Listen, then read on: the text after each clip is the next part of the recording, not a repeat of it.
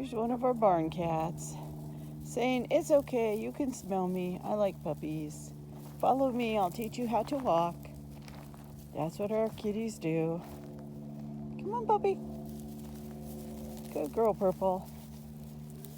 How you doing there, Dale? Good girl. Let's follow that cat. Try and get you in the picture. Hi. There's a puppy. There's the cat. She goes, "I don't know about that thing." Okay, come on, puppy. Hi. Oh, now we got two cats. Look at that. Oh, wagging a tail.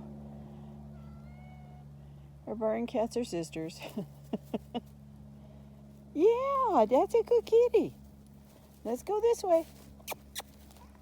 Hi, Tuck.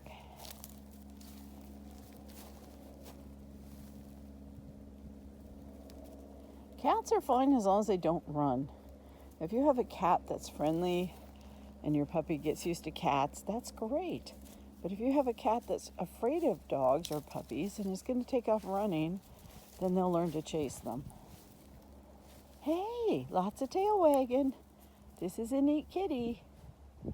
She even says you can smell my butt.